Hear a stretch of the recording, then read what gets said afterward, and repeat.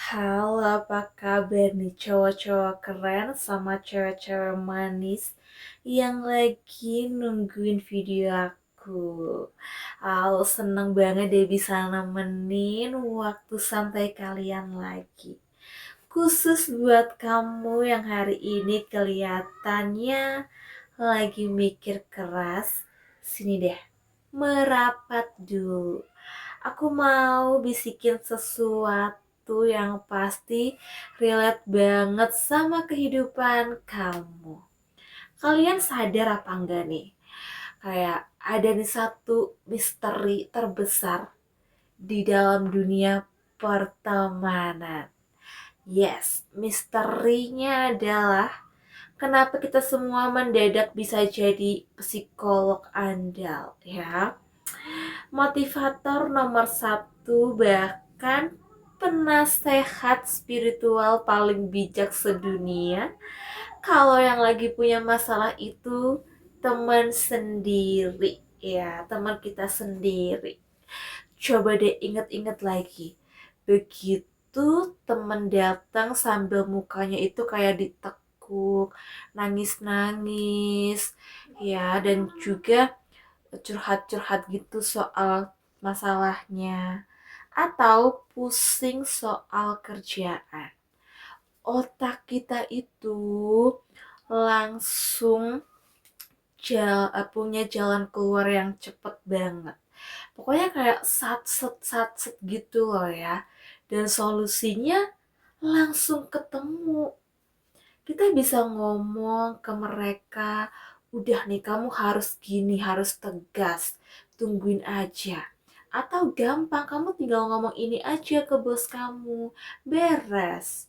Bah, pokoknya tuh jalan keluar dari kita tuh udah kayak jalan tol loh guys. Lurus, lancar, tanpa hambatan. Nah, pas temen kita pulang tuh langsung dapet pencerahan. Tapi giliran kita yang punya masalah gitu ya, rodanya berputar. Aduh, kita tuh kayak, apakah kita bisa melewati badai itu yang datang ke kehidupan kita sendiri? Pokoknya tuh langsung ngeblank aja misalnya kita dapet masalah gitu ya. Jangankan nyari jalan tol, nyari pintu keluar darurat aja rasanya udah kayak muter-muter di situ-situ aja guys. Dan masalahnya yang sebenarnya itu sangat sepele.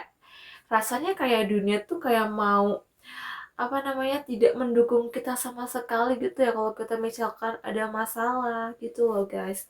Dan mendadak lupa sama semua nasihat bijak yang pernah kita kasih ke orang yang bener-bener pas itu lagi susah ya gitu, pas lagi butuh bantuan kita.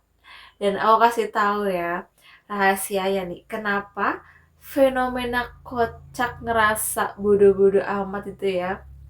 Secara psikologis tuh pas kita dengerin masalah temen, posisi kita itu ada di luar lingkaran. Kita jadi penonton nih. Karena kita penonton, kita bisa melihat seluruh lapangan dengan jelas. Kita nggak ikut ngerasain sakit hatinya, nggak ikut panik ketakutan. Jadi logika kita tuh berjalan 100% tanpa distorsi ya. Terus nih sebaliknya pas masalah kita itu, pas masalah menimpa kita, kita tuh adalah pemainnya. Kita lagi di tengah lapangan, ketabrak sana sini. Aduh, emosi kita campur aduk, takut, gengsi, sedih, kecewa.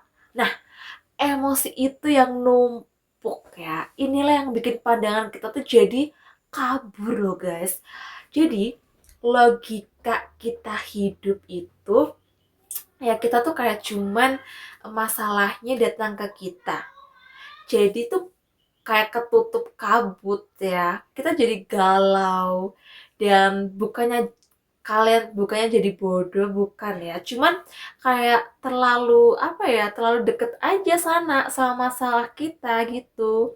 Saking deketnya bahkan sampai lupa nih caranya gimana, dapet jalan keluarnya gimana. Aduh, pokoknya ya susah banget lah ya guys kalau kita misalkan apa namanya, cari jalan keluar sendiri. Kita harus butuh bantuan, kita juga perlu meminta nasihat, minta pendapat ke teman kita. Tapi ya pas ada misalkan nih kita dapat pencerahan juga, apakah teman kita bakal membantu? Nggak tahu sih ya, kan kadang orang tuh berbeda-beda ya guys ya sifatnya. Ada yang ya kadang suka ninggalin pas kita lagi punya masalah, ada yang datangnya cuman butuh bantuan doang. Dan oke, jadi mulai hari ini, mulai sekarang kita coba beberapa trik asik nih guys.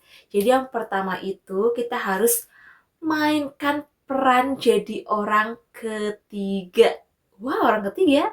Iya, jadi mulai hari ini kamu, ya kalau kalian lagi dapet masalah yang berat, coba ambil nafas dalam-dalam, tarik diri kamu keluar dari masalah itu, dan coba posisikan diri kamu sebagai teman kamu sendiri.